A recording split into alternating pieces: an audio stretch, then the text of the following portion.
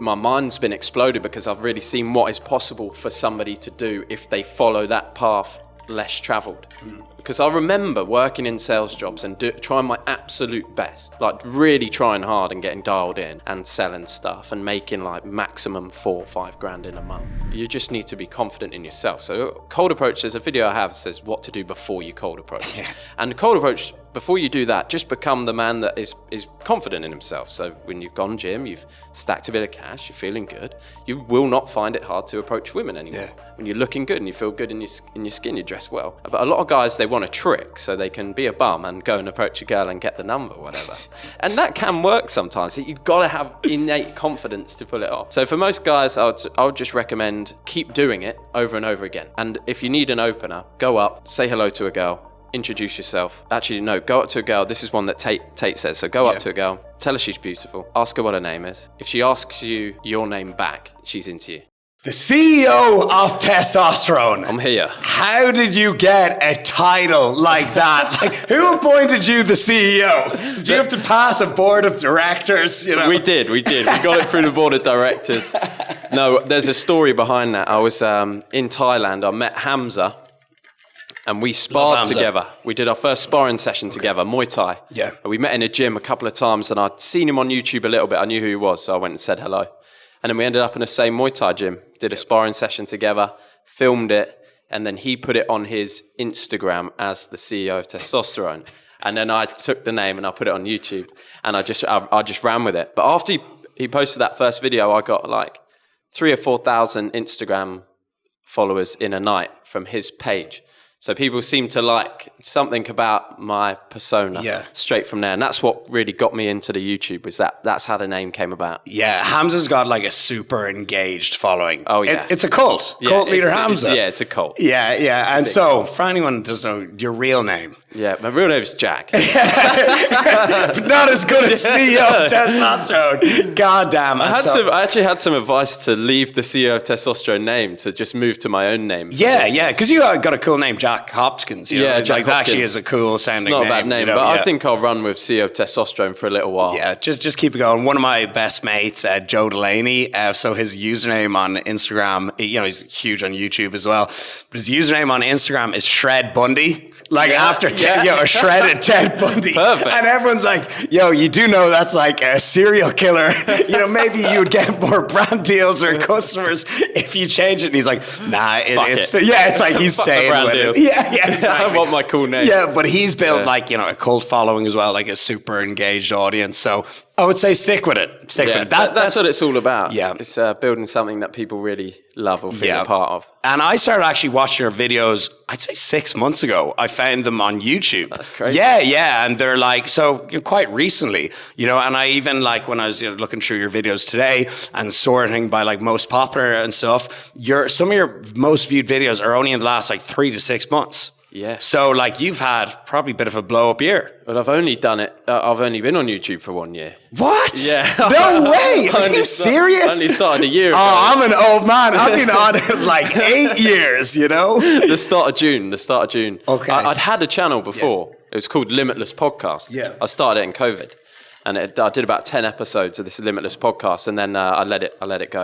Yeah. When I moved to Thailand, met Hamza, that's when I started for real and did 150 days daily videos. No way. That's what it's all about. Yeah. Like when you're just uploading consistently, you build that bond with viewers. Yeah. And you get way better at it. Like, so I just did a podcast, not yesterday, the day before, with Max Tuning. And today, and that was the first one I'd done in like 2 weeks. And then now today I feel way better because I just did one. Yeah. So it's like the more you do it, the fresher you are. But 100%. I want to go to the Thailand topic in a while. Okay. But first I want to go back to what growing up for Jack Hopkins. What growing up was like for Jack Hopkins? Well, growing up was fairly interesting because I started in the UK but then moved to the United States. Okay. I was in the US for 2 years. It was 3 years actually, from 9 years old to 12 years old. And I got into acting. What? Yeah, I got into acting as like a not a big child actor or anything, but I did quite a lot of commercials as the English kid in America. Kind of look like Macaulay Culkin. Exactly, yeah. They like the blonde look, and it worked well for me in America. I had an agent there, and I landed jobs and stuff and started getting paid a little bit for commercials and things like that. Yeah. So from that moment, I spoke about this with David yesterday, from that moment, looking back, that was the most money I'd ever made, and I was like 9 years old. What? So I was getting like, it wasn't a lot of money. It was like $1,000 or $2,000 for a shoot.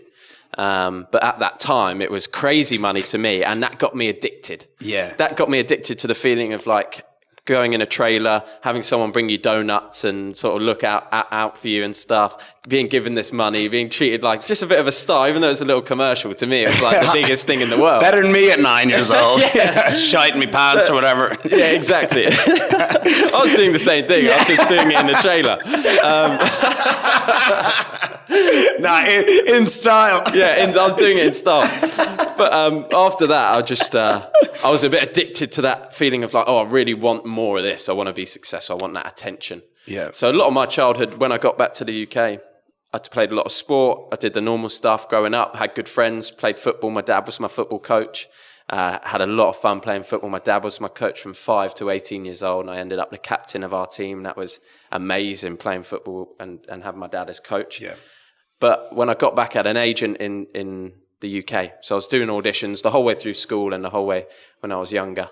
And I got into a TV show directed by Ron Howard. Yeah, I know. Called, it was a Discovery Channel thing about Einstein. I was a Hitler Youth character. I was a Nazi.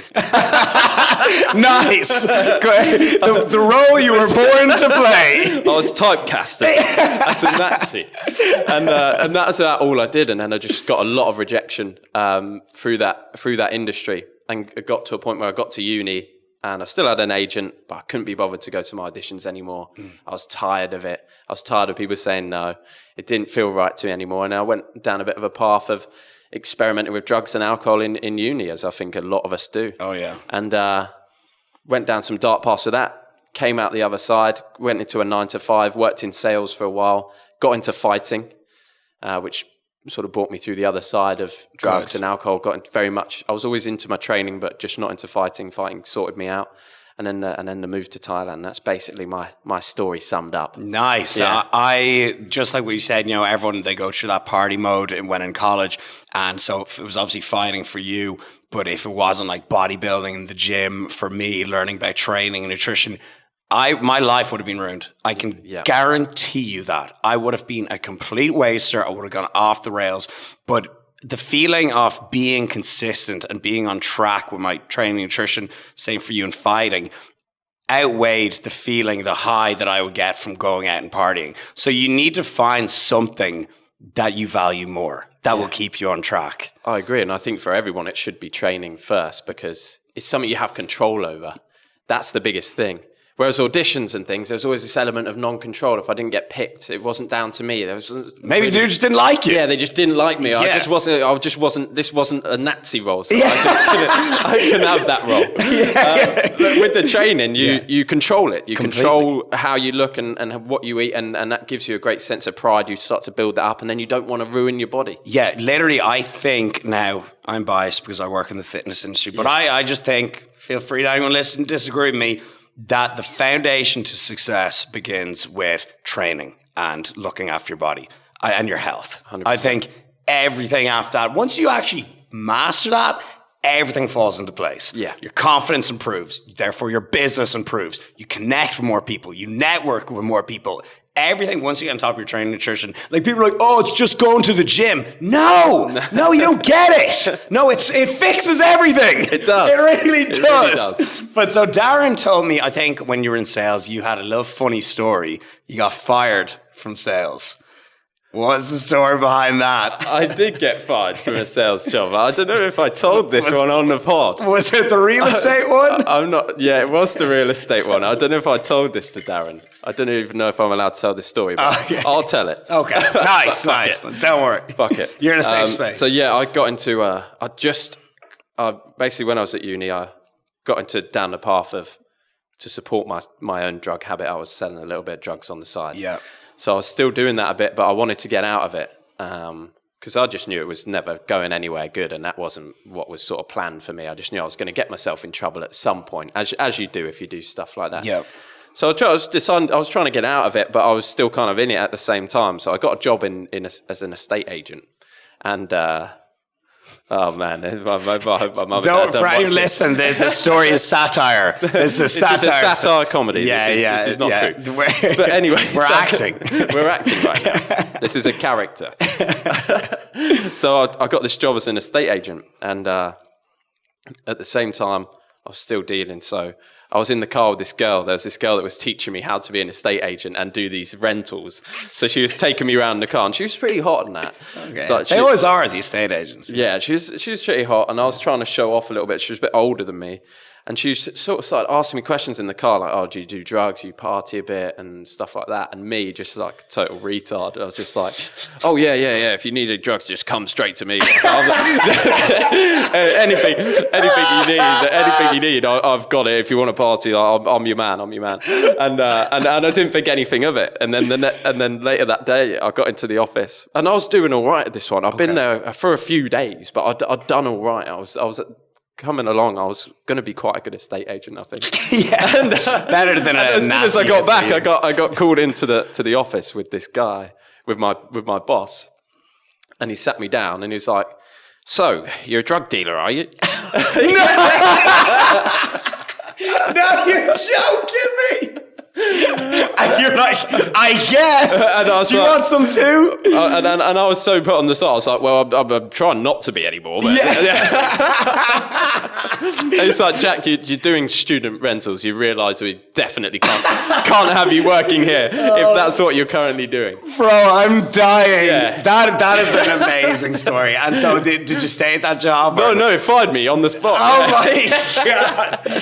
He fired me on the spot. I was really bummed out about it at the time. But I ended up going into a different sales job, selling phone systems, which I stayed in for a while. I worked my way up at, sorted me out. And after that, I did actually, after I got fired from that job, I just quit straight away. I kicked everything. Yeah.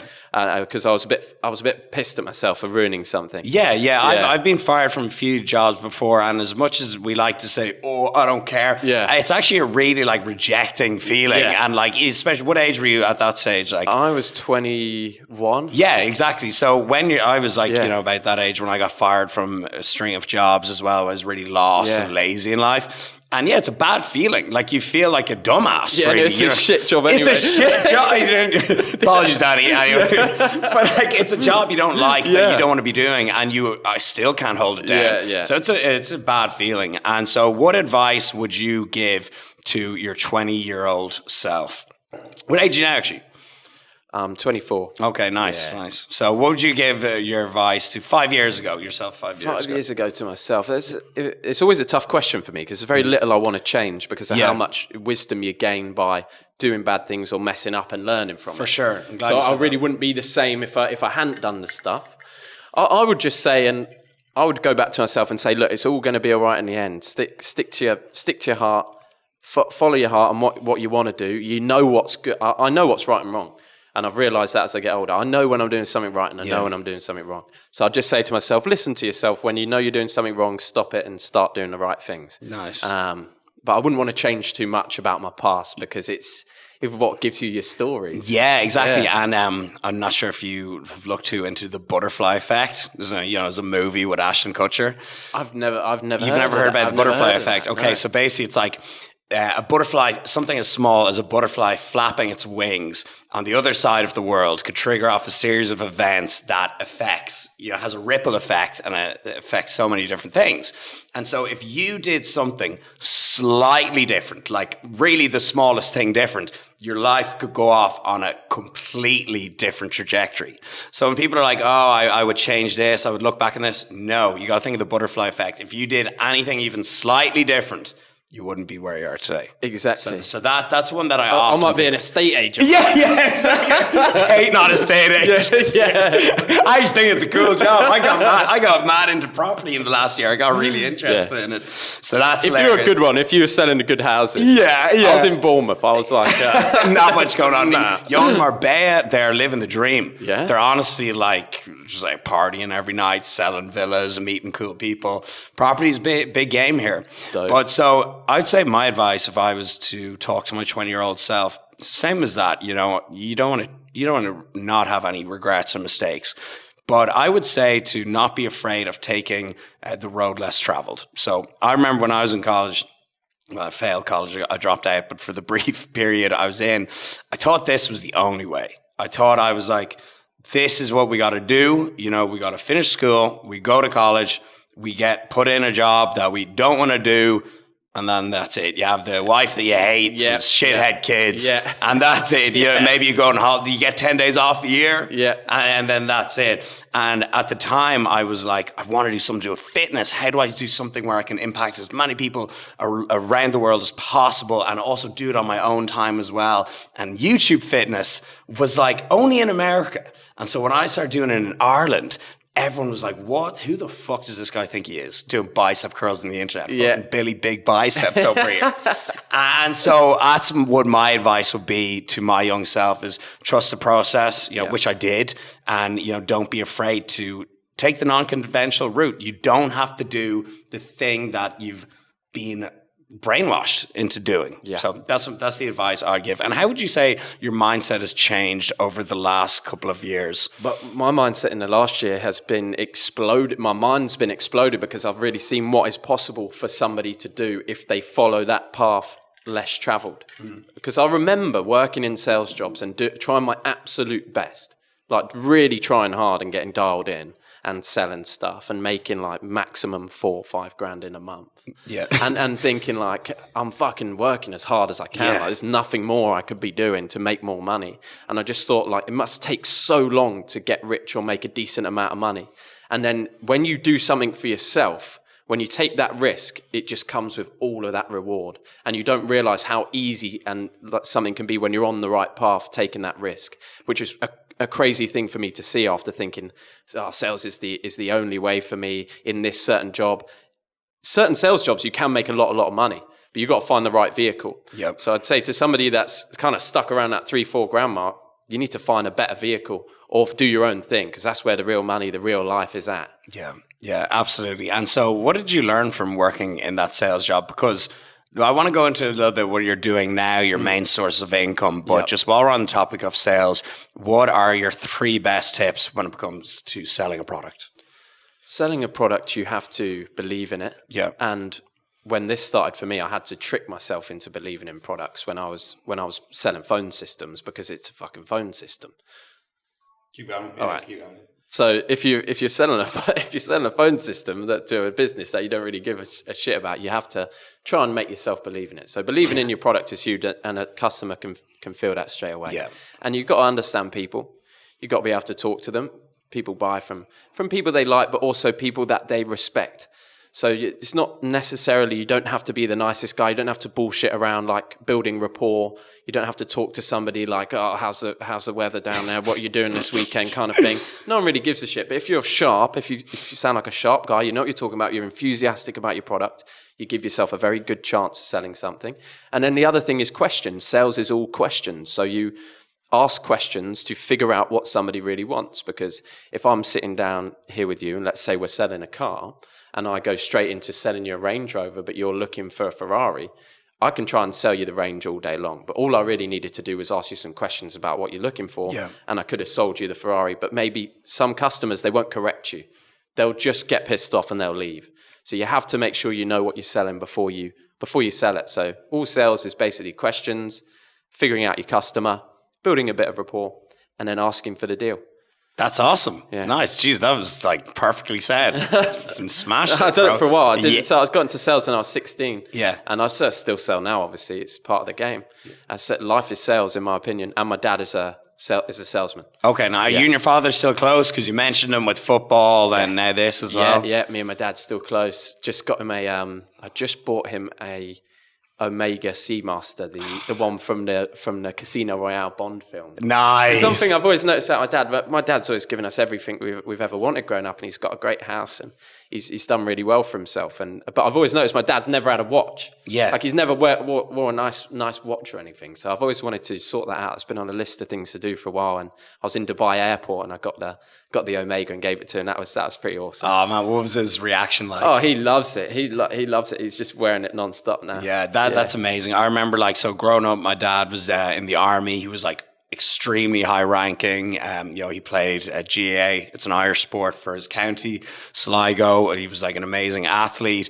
And so we were very close growing up. And then around like when I was about 10, 11, 12, my parents separated, and he kind of just walked out, went out and did his own thing from really important years for me, like between kind of like 12 to 20.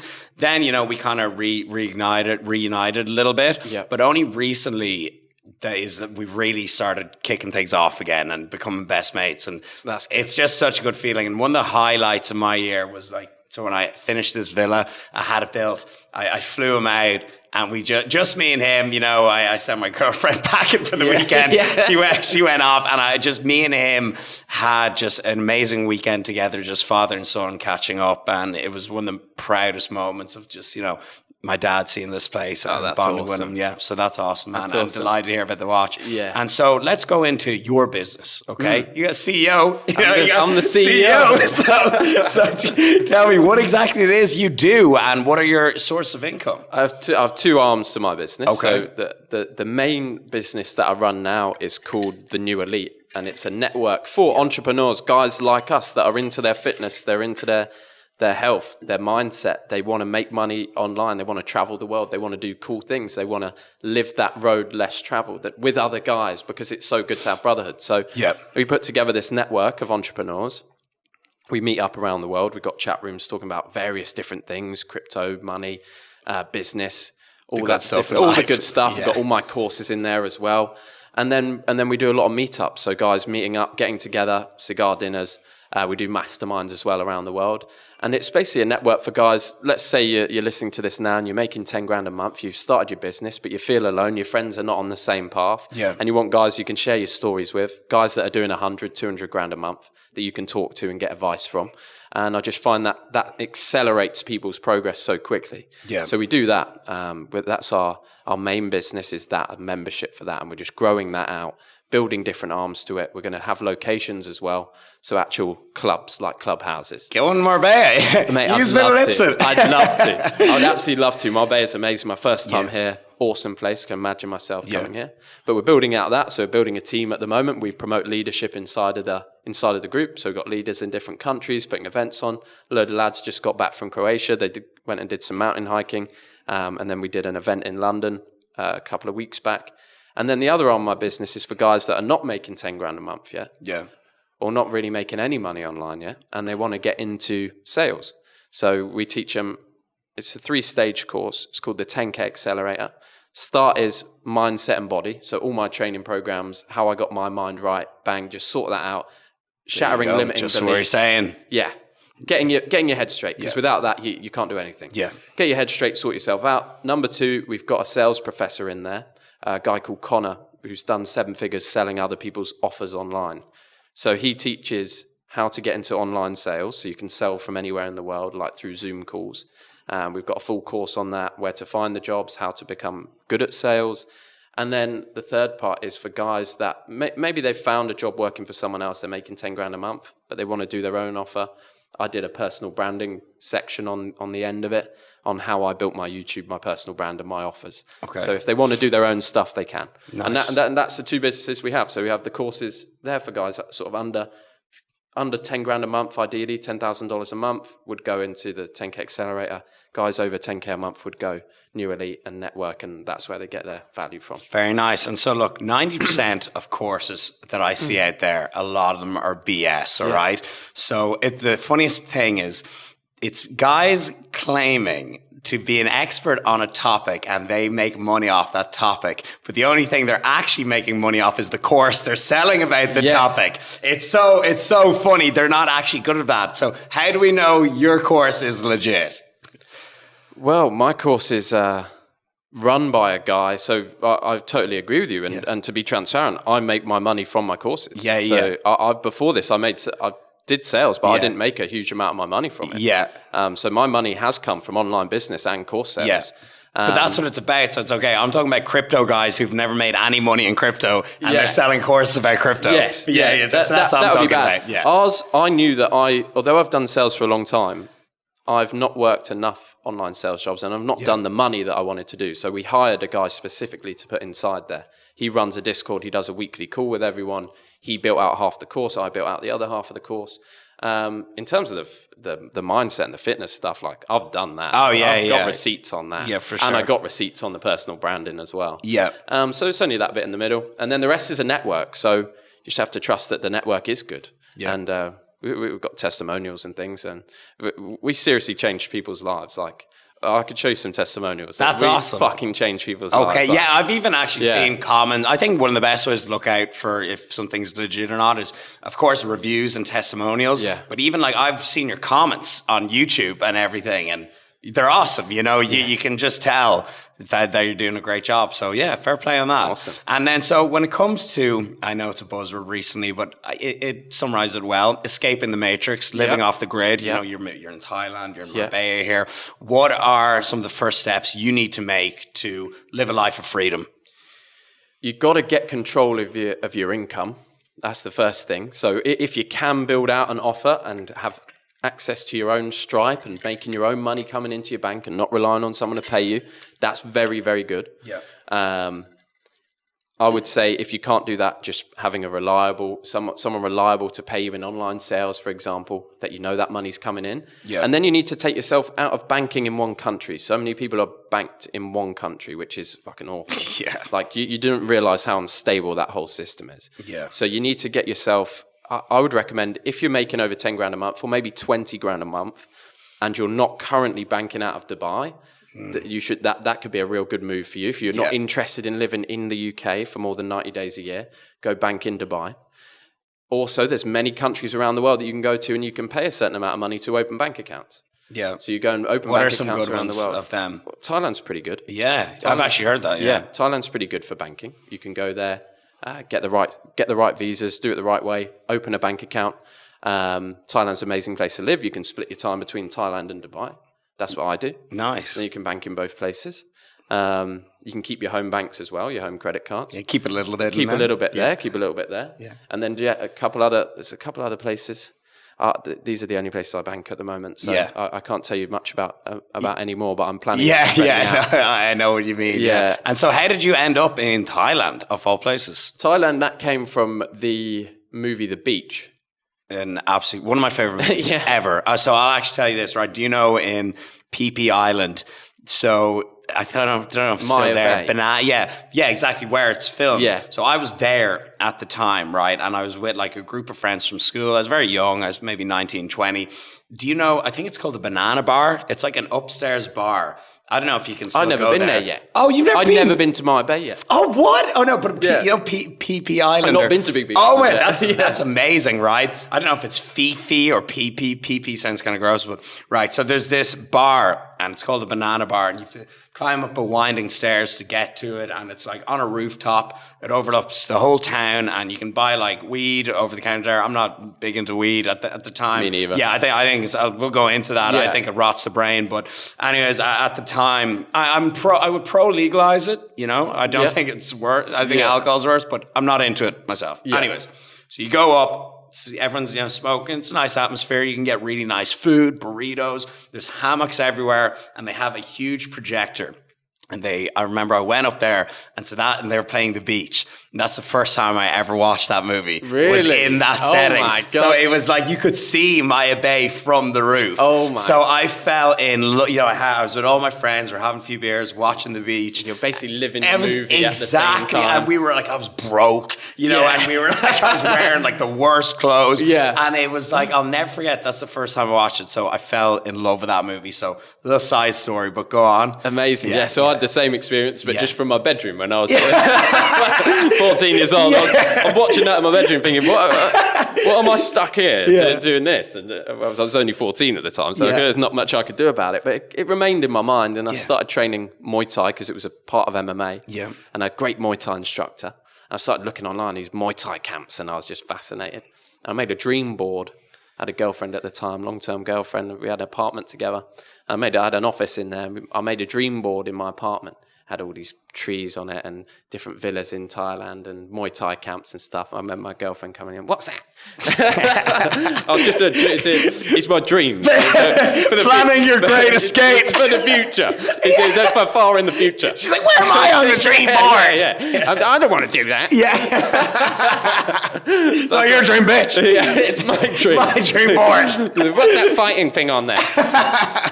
No, she was all right, to be fair. She's not a bad girl. She's not a bad girl. But anyway, I had this dream board, and then it just got more and more real for me. And I started saving money at the same time whilst I was working sales. So I always had a bit of money going away into a pot, and I got to about 10 grand. And I was like, wow, I could genuinely move there now. Yeah. If I just give everything up, I could just go. And then I did. I just one day I got home and I broke up with my girlfriend, which was sad at the time because there wasn't anything particularly wrong. Yeah. But I just knew I had to go and do more with my life. And I went and quit my job. That was amazing. Oh, that was the best feeling. You're not fired. You quit this time. I quit the job. I said, guys, I'm off. But they were lovely about it as well. They weren't bad people at all. They were really, really happy for me. Yeah, I actually had the same experience. So I've been fired from a load of jobs, but the last one, or one of them, it was kind of, because I was working 2 jobs at a time, it's kind of muddled. But there was one job that I quit, and it was like a 9 to 6 office job. And the owner of the company, I was really young, I was like 22. The owner of the company was like, yeah, well, you're not doing much around here anyway. So you're just like, go do your thing. At least we don't have to fire you. Yeah, exactly. Yeah. But yeah, they were cool about it. And then so you just moved to Thailand. Which part?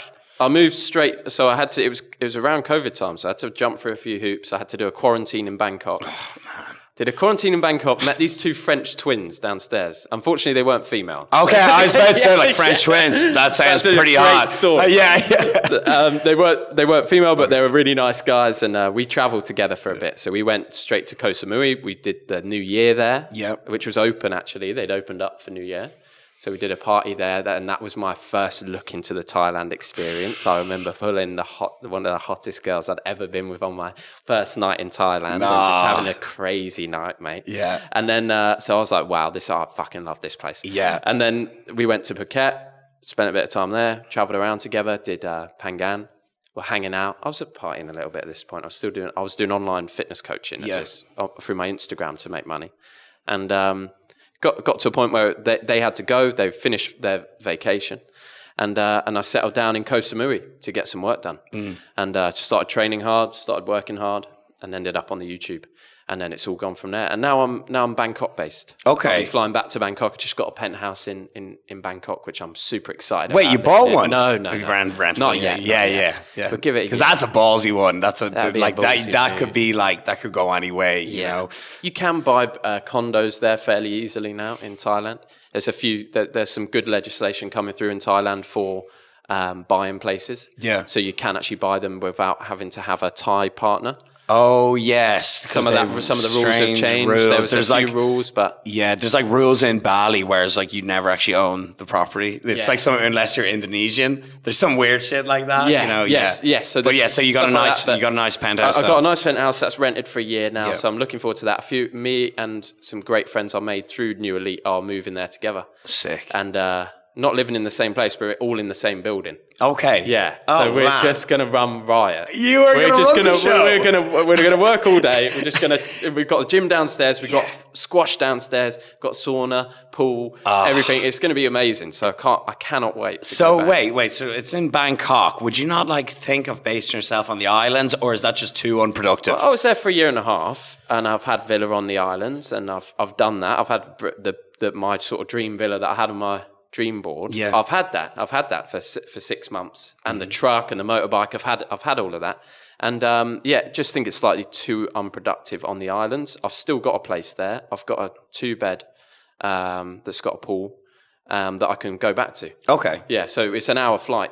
Yeah. So a lot of our boys are there. So we'll fly there on the weekends or every other weekend to get the island vibe. Yeah. But Bangkok is so much fun. Yeah. You spent much time. Oh, I've spent loads of time. I did like 2 months just going around Thailand. But this is before YouTube or anything, before I was doing any of that. So I know I've been to everywhere. So I know what every island's like in Bangkok. But I haven't done it with any money. So Yeah, that's the key. I was like a broke backpacking student. It's a different world. Yeah, I was like borrowing money off my friends, like, I need another week and all that, and like eating street food. I'm sure you can like eat in the Nobu-esque type of places. Yeah, especially in Bangkok. So that was kind of the other reason for Bangkok. Like Samui, you can't spend money. No. You can't spend more than 10 grand a month. It's not impossible. possible. Yeah. You can't do it. There's no shopping.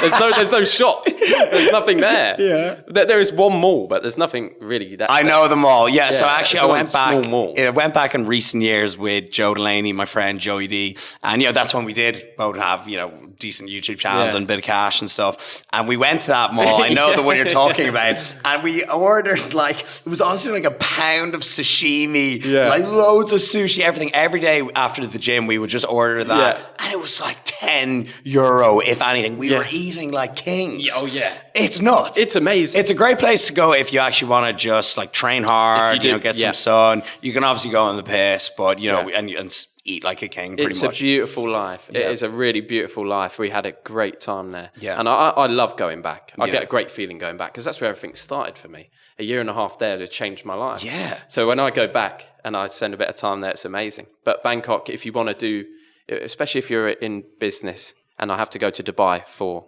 obviously, having my business set up in Dubai. Yep. So it's very easy to get there. Yeah, there's direct flight, isn't there? 6-hour flight. Yeah. Great flight path. And so Bangkok's the place for me now. You can do everything you want to do. Perfect. In Bangkok. And tell me, right, so you mentioned French twins, they're unfortunately male, but you said you did get with a fit bird on your first night. Yeah, What's the dating scene like in Bangkok or in Thailand in general? I think the dating scene is really good. Yeah.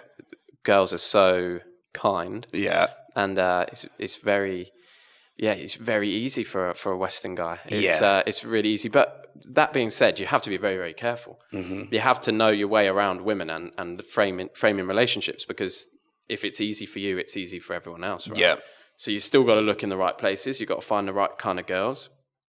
I think you can find girls a lot easier, but some of the girls are maybe they just want some money from you, but it'll never be obvious like it is in Dubai. Like Dubai is one of the worst dating scenes in my opinion. Like totally awful. Bro, it's wild. What have you any experiences from dating in Dubai?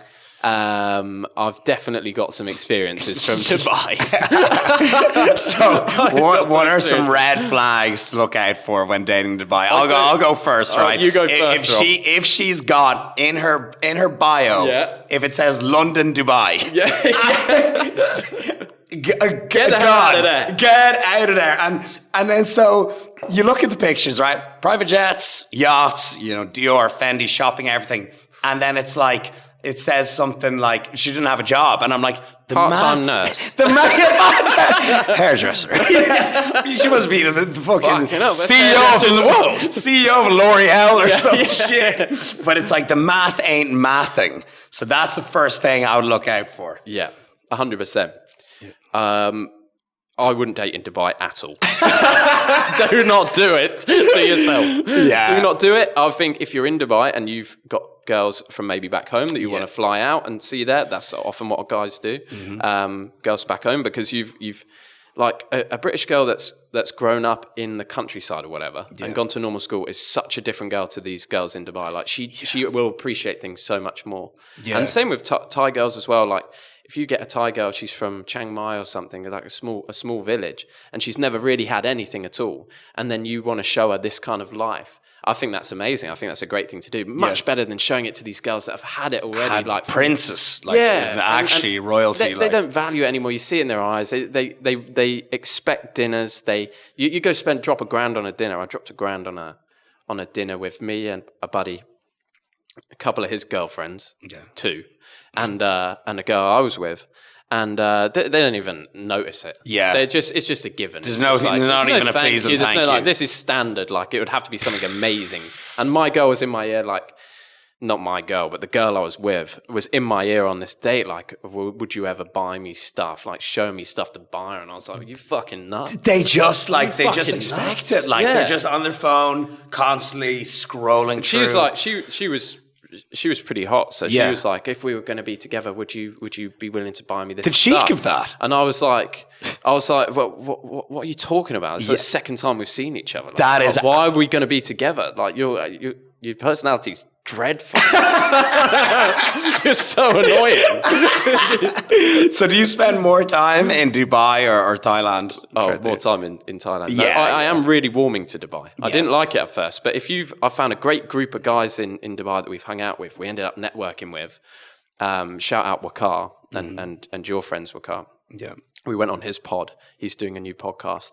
But we've found some guys it's amazing for networking with guys. Oh, yeah. Like you find some real heavy hitters. Especially in even the fitness scene. Like everyone's there. I'm going out there December, January, February. So I'll be out there for a good few months. Yeah. And need to just get a play. Where do you stay in Dubai actually? I actually stay at the Park Hyatt. Right next to the airport a lot of the time. Really? Yeah, that's really good if you just want to go there and chill. That hotel's incredible. Yeah. Really, really good service. Amazing place to stay. A little bit far off the marina. Yeah. But that's amazing for just chilling. I wake up early there. I wake up about 5 a.m. there. Go to bed 8 o'clock. Sauna. Just get my head straight and work because it's close to the bank I need to go to as well. Okay. That's why I stay there. Nice. But otherwise we go to the marina. We normally stay at the Imar building on the, you know where the marina is, you got the W Hotel. Yep. And you got that little sort of jetty that comes out. Yes, and there's yeah. new builds on there. One of the Imar buildings on there. I think that's right, Imar. Yeah. One of those new builds is on Airbnb. They're really good to stay at as well. Yeah. I think you're the guy on your pod who lives in Dubai. Let me see who. I want to say James. Oh yeah, James Blackwell. Yeah. He's Blackwell. actually out here next week. He's out here for the month. But yeah, he lives in Dubai. He's in like for a the similar month. area. Yeah, exactly. I love Rixos on JBR. It's like one of the best hotels I've ever stayed there. Stayed there a good few times. But I like JBR because I like walking. Okay, I go for like a daily walk, like an hour's walk every single day. Just walk around the neighborhood. Like it's like how I de-stress is walk, getting my steps in, and Dubai is motorways. Yeah. You know, so there's not many places you can walk. So it's like I love like staying in JBR. It's just a nice pedestrian area. But that's the only thing I would not like about Dubai is that it's a little bit concrete. Yeah. But I always have a good time when I move out there. And I think I'm going to do at least 3 months there. But so now I was looking at some of your YouTube videos, okay? And some of your most viewed videos are about cold approach. Yeah. Okay, right? So tell me, tell the people. I know what it is, okay, right? Tell the people what is cold approach and what's your advice for going about it. All right, yeah. Cold approach is when you see a girl that you like and you approach her in the street to get her number or introduce yourself to her. Okay. And cold approach is actually ridiculously easy. Like you don't need a special trick. You just need to be confident in yourself. So cold approach, there's a video I have that says what to do before you cold approach. Yeah. And cold approach, before you do that, just become the man that is confident in himself. So when you've gone gym, you've stacked a bit of cash, you're feeling good, you will not find it hard to approach women anymore. Yeah. When you're looking good and you feel good in your skin, you dress well. But a lot of guys, they want a trick so they can be a bum and go and approach a girl and get the number, whatever. And that can work sometimes. You've got to have innate confidence to pull it off. So for most guys, I would just recommend keep doing it over and over again. And if you need an opener, go up, say hello to a girl, introduce yourself. Actually, no, go up to a girl. This is one that Tate says. So go up to a girl, tell her she's beautiful, ask her what her name is. If she asks you your name back, she's into you. Okay. But if she doesn't, she just says, if you say, oh, excuse me, let me stop you. Just needed to say that you're really beautiful. What's your name? And then she tells you. And then you wait a second. And then if she says, what's your name in return? If she asks you, oh, what's your name? Then you know you're on. Then it's on. Then you know you're on. If she just says, oh, thank you, thanks. Yeah, this is my name. Then it's not for you. But the good thing is with that, you're never going to get anyone sort of horribly decline you in that situation. And even if they do, it doesn't matter. It doesn't matter at all. Yeah. So cold approach is just about really going up to girls, being ballsy, just doing what you need to do, just going and saying they're beautiful, or just going, introducing yourself, asking them a random question, getting into a conversation that way. I like to do it actually more naturally. So if I'm in a shop and I see a girl I like, I have a thing in my head. If I see a beautiful girl, I always speak to her. And I don't think about it. I just speak to her. Because the more you do that, the better you become at doing this, and the more girls you see, the more chance you have. If every beautiful girl you see, instantly in your head you think, oh, probably got a boyfriend, probably turned me down, you never speak to them, it's never going to happen for you. But you'd be surprised how many times I've gone and spoken to someone I thought was a 10, and would definitely have a boyfriend, and they've been pleased to speak to me. Yeah. I'll give you an example. Go on. So I was in Dubai actually, and I spent the day at, what's that beach club? Bistro or Baristi. Barista Beach or something. Yeah. I was there all day, that's a good spot. I was there with a girl in the day. Me and my friend Dario were there with a couple of girls, and it was all going very well. I had a few drinks together. Everyone's getting on well. So I was like, all right, I'm gonna be the big man here. I'm gonna book a suite at the W. Nice. Which is like £800 for a night. So I booked it. Bang, done. All right, just round the corner. Let's go. So we go to this to the W hotel. They won't let me in. They won't let me or her in because we didn't have our passports. What? We have pictures, but we didn't have the physical copies. Okay. Yeah. And they're a bit strict on it there. Yeah. Oh yeah. That's true. So anyway, that happens. I was already a little bit drunk at this time, so I wasn't as cool about it as I should have been. Never goes down well. And the girl, she's obviously not found it cool at all that I've gotten pissed off. So she's just dipped. She's like, "Oh, I'm going home. Like, I'll see you some other time." Yep. And I'm like, "Fuck! I've just spent £800 on this hotel room."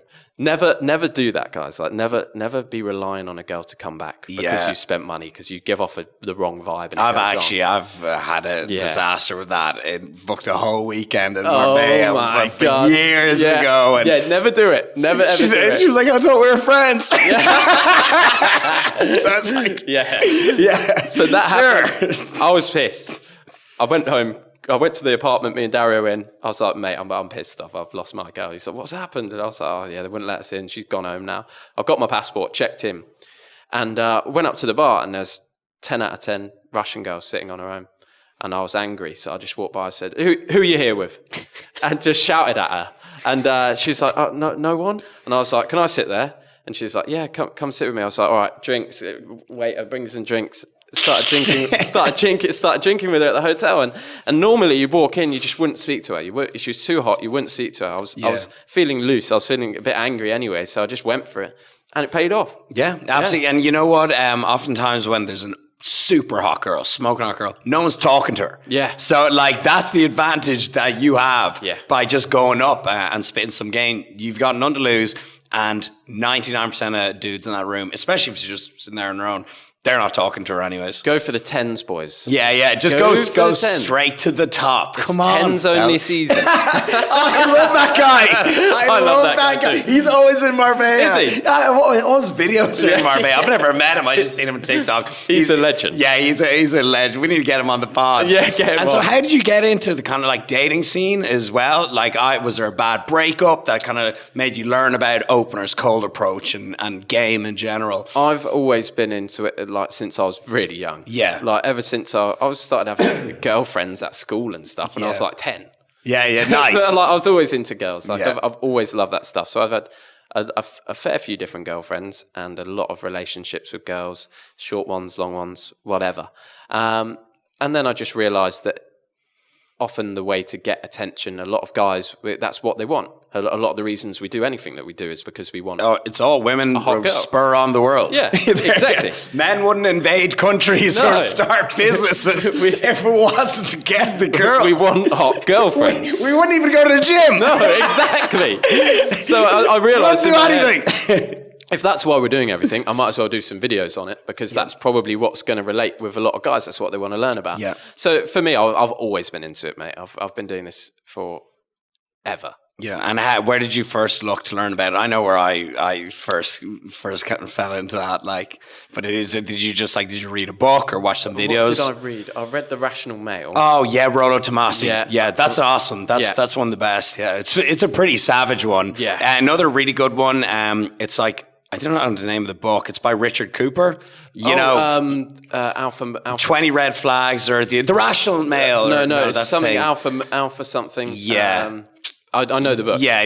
He's awesome as well. That's a great book. Yeah. Richard Cooper's really cool. Yeah, I'm gonna get him on the podcast. I had a mentor, like not paid for or anything. Yeah, just a friend, a much older friend who I met online actually through an entrepreneur group when I was first getting.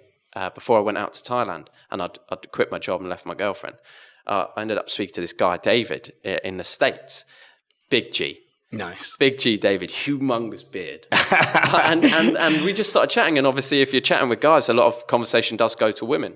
And I was fairly blue-pilled at the time, very more traditional, and very much indoctrinated into a system from the UK. Yeah. And I started speaking to David and figuring out some of the stuff he was doing with girls, and like seeing multiple girls and all this different things, and some of the things he was pulling off. And he started teaching me about it and talking to me about it and telling me how the world really works when it comes to women and what they actually want. And I think he's 36, 37. And I was 22. So he had a lot more experience than me. So he was the guy that got me into it. I started testing. I was like, shit, this stuff works. Yeah, it's crazy. I was in like a 6-year relationship before my current relationship, right? And so we had a bad breakup, and like, you know, there's a lot of shit on her phone that I came across and all this, and it red-pilled me. It snapped me out of it, okay? And it was great in hindsight, you know, like we were like 24, 25, so we broke up, went our separate ways. But so I was like, I don't know how to even speak to girls. I don't even know how to date. So I started watching like a lot of YouTube, like, you know, Real Social Dynamics and RSD and all these guys. And just the underlying message was just to be more confident, you know, and is to work on yourself. And it goes, when you have got your life set up, well, then now you can go on dates. Now the girls will chase you. Exactly. Right? So just put yourself in a position where you're not chasing around looking desperate. Yeah. Whereas that your life is so sick, Yeah. people want to get involved. So that was like the biggest dating thing I learned. And a lot of it comes down to, have you read Dan Bilzerian's book, The Setup? I've read bits of it. I've yet to read the full thing. I love that book. But I think Dan's awesome. Dan is a G. Say legend. Dan is a G. I hate when people say they don't like him. I've actually got like, you know, loads of people that have met him and gone to his parties and says he's the nice guy ever. Yeah, you know? I've seen basically everything Dan's put out, all his podcasts and everything. Yeah, me too. He seems like a down-to-earth G, and his book's amazing. Yeah, okay, I'm going to read it. He basically talks about it. It's all about the setup. So when you set up your life in the right way, when you have the villa in Marbella, and you're going out and doing the cool stuff, and people find you on the internet, and you've got some money, and you're in shape, and then he talks a lot about if you want to close the deal, you need to have everything set up in a way where it's not difficult. So there'll be guys that stay in a hotel an hour away from the club. Yeah. And they try and get a couple of girls back that they've met. And they say, where's your hotel? It's here. No, not going. Yeah. Compared to the guy that has the hotel 5 minutes across the road. Bang, he gets the two girls. Oh, it's just over here. It's just 5 minutes away. Suite upstairs. And the girls, it's the suite upstairs. Yeah. It's in the back, whatever. The setup is so important when it comes to women, especially if you're in a young stage of partying. You want to just see women casually. You need to make sure you've got the setup correct. Otherwise, you're just shooting yourself in the foot. Exactly. Like Dan talks about when he's younger, he used to go to this lake house that I think is one of his dad's friends had.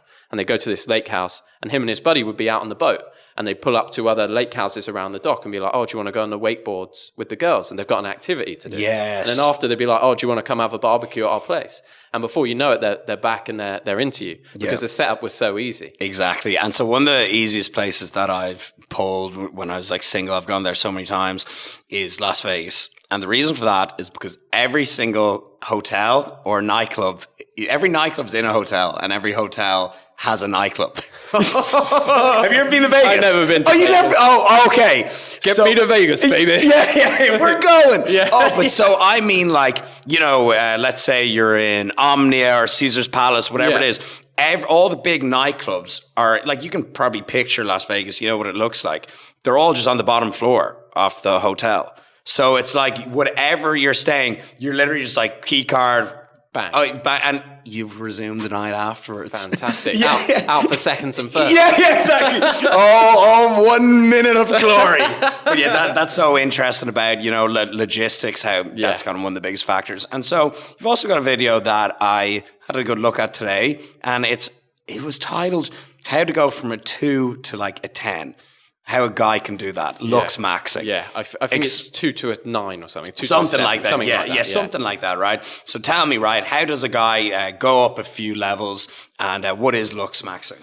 Looks maxing is when you change the way that you look. You do everything in your power to become the best person that you could possibly be. So if you are currently sitting there and you're addicted to video games and you've got no muscle on you and you don't have a job and you've got very little self-respect and you're watching porn all the time, you're probably around a 2 or a 3, depending on the way that you look. If you've never done any self-development, you can improve those numbers massively if you just start hitting the gym, you sort your skin out, you sort your hair out, you get a stylist, or you go and speak to someone. So my friend Dario, he actually said, once you've got a little bit of money, go and speak to one of the store assistants in a shop but we shop a lot of Boss now.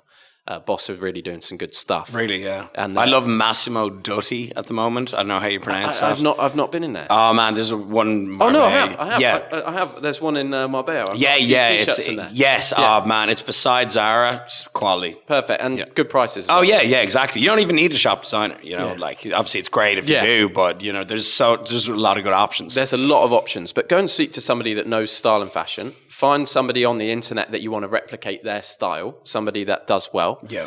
And looks good, and then go into the store and say, look, I want to look like this guy. What can you recommend? Dress me up, get yourself sorted, wear a nice cologne.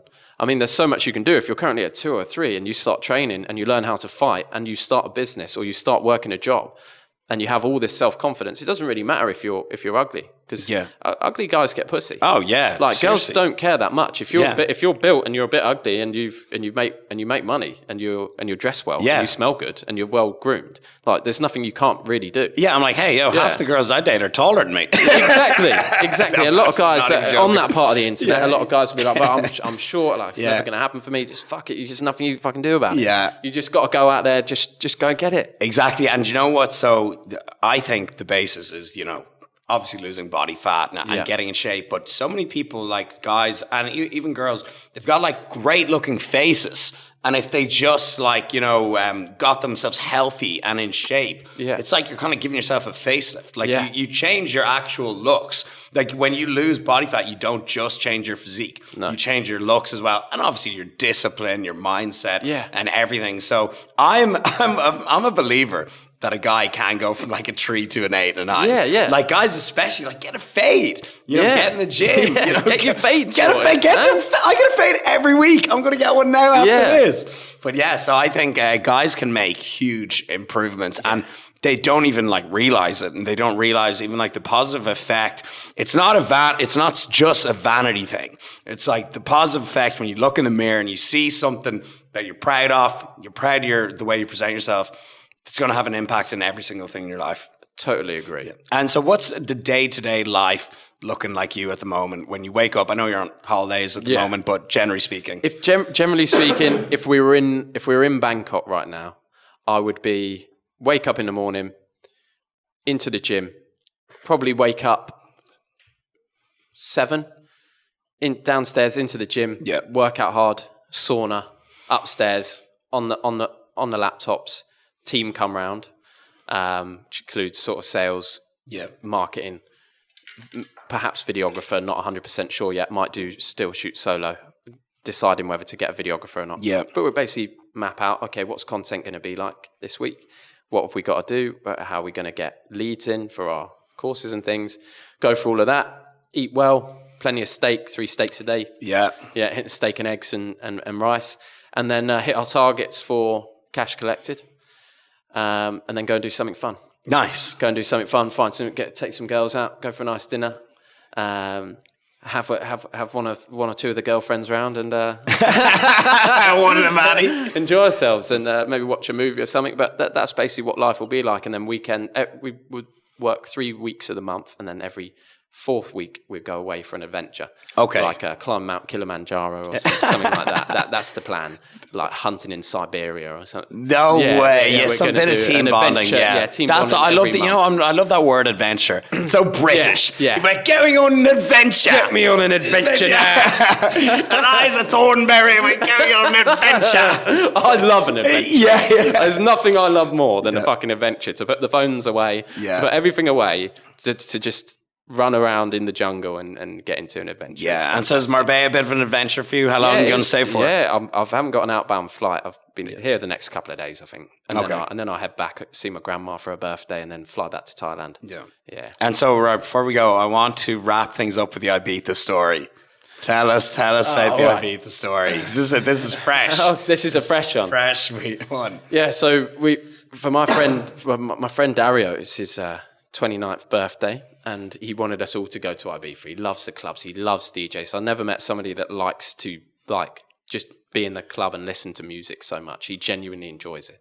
For me, I'm like, it's fun and that, but for me, it's more fun for getting girls and that. Yeah. I'm not too fussed by the DJs, but he loves the music. So we all went for his birthday, 9 of us, and we got this sick villa, this castle.